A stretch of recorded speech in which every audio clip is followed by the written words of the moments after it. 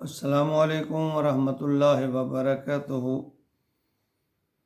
سامعین محترم، میں غلام مصطفیٰ اللہ اور اللہ کے رسول کے پیغام کے ساتھ حاضر خدمت درس قرآن کے سلسلہ میں آج کا ہمارا سبق سورۃ الاعراف آیت نمبر 136 پر مشتمل ہے۔ اعوذ باللہ من الشیطان الرجیم، بسم اللہ الرحمن الرحیم۔ فانتقمنا منهم فأغرقناهم في اليم بأنهم كذبوا بآياتنا وكانوا عنها غافلين۔ مفسرین اور تاریخ کے اوراق سے ہمیں اس میں یہ اختلاف پایا جاتا ہے کہ حضرت موسیٰ علیہ السلام کے دور میں فرعون کے غرق ہونے کا واقعہ دریائے نیل میں ہوا یا بحر کلزم میں۔ ہر کسی کے اپنے دلائل ہیں، لیکن بحر کلزم میں غرق ہونے کے دلائل زیادہ مضبوط ہیں، مگر یہ ایک لمبی بحث ہے جس کا یہاں بیان کرنا ممکن نہیں ہے۔ تو فرمایا فانتقمنا منہم، پھر اللہ نے ان سے انتقام لیا، فاغرقناہم، اور غرق کر دیا انہیں، فی الیم، یم یعنی سمندر کے معنوں میں آتا ہے۔ بِأَنَّهُمْ كَذَّبُوا، اس لیے کہ انہوں نے جھٹلایا تھا بِآيَاتِنَا، اللہ تعالیٰ کی آیات کو، نشانیوں کو، حکموں کو، وَكَانُوا عَنْهَا غَافِلِينَ، اور وہ تھے ہی غافل، نظر انداز کرنے والے، بے اعتنائی برتنے والے۔ بار بار اللہ کے حکم سے روگردانی، عہد شکنی اور رعونیت نے بالآخر فرعون والوں کو اس حد تک پہنچا دیا کہ بالآخر اللہ نے ان کے لیے حتمی عذاب کا فیصلہ کر لیا اور انہیں پانی میں غرق کر دیا اور ہمیشہ کے لیے صفحہ ہستی سے مٹا دیا۔ اللہ فرماتے ہیں کہ جب فرعون اور اس کی قوم تمام اخلاقی حدود کو پامال کر چکی، پھر میں نے انہیں غرق کر دیا۔ تو موسیٰ علیہ السلام اپنی قوم یعنی بنی اسرائیل کے ساتھیوں کو لے کر رات کے اندھیرے میں ہجرت کی، سمندر کے کنارے پر پہنچ گئے۔ فرعون والوں نے ان کا تعاقب کیا، سمندر کے کنارے ان کو پا لیا۔ موسیٰ علیہ السلام کے ساتھی سخت گھبرائے، آگے موجیں اور ٹھاٹھے مارتا ہوا پانی ہے، سمندر ہے اور پیچھے فرعون کا لشکر ہے۔ تو ایسی صورت میں انہیں آگے بھی موت نظر آتی ہے، پیچھے بھی، مگر کہتے ہیں کہ مارنے والے سے بچانے والا بہتر ہے یا افضل ہے، طاقتور ہے۔ تو اللہ نے اپنے کمزور نیک بندوں کو غرق ہونے سے بچا لیا اور فرعون کے شر سے محفوظ بھی رکھا، مگر جو طاقتور تھا، جسے اپنی مال و دولت اور اقتدار کی طاقت پر گھمنڈ تھا، اللہ نے اسے غرق کر دیا۔ وہ اپنے لاؤ لشکر سمیت ہی غرق ہو گیا۔ یہی تو سبق ہے ہمارے لیے کہ طاقتیں سب اللہ کی ہیں، اختیار سب اللہ کا ہے۔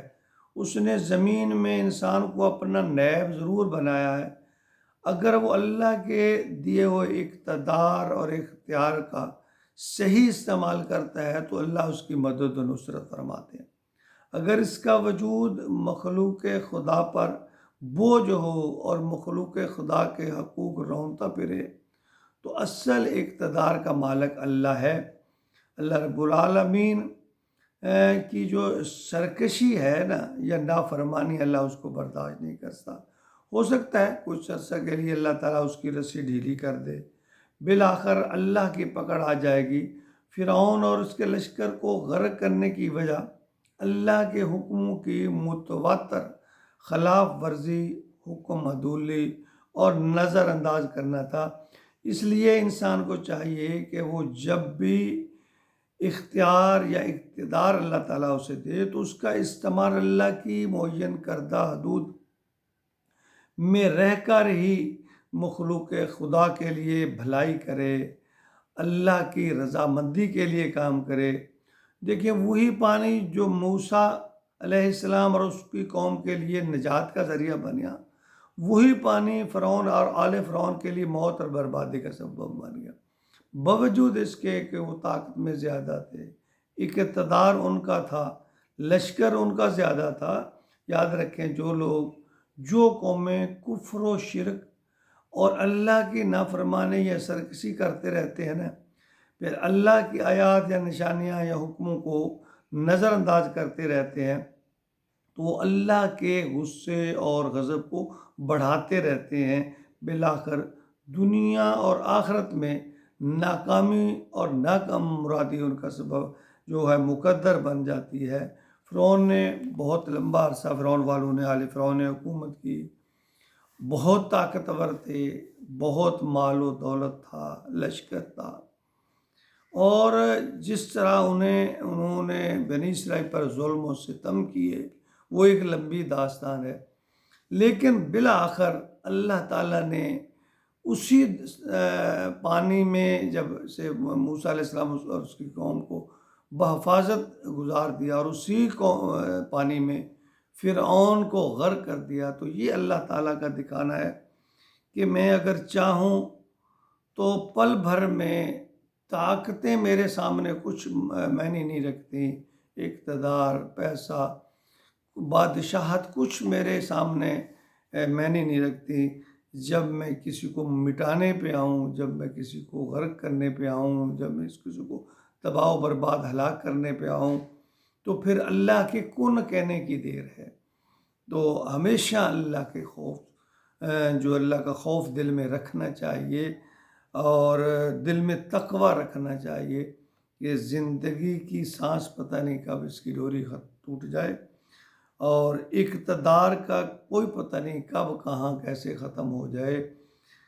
اگر اللہ کے حکم کے مطابق ہے تو اللہ کی مدد و نصرت ہوگی، اگر قوم اور عوام آپ کے اقتدار سے تنگ ہیں، ظلم سے تنگ ہیں، آپ کے لیے بد دعائیں کر رہے ہیں، تو پھر اللہ کے خوف دل میں جو رکھیے، ایمان تقوی جو ہے، اور اسے ذرا سوچیے اس پر کہ پھر اس کا حساب کیسے دیں گے۔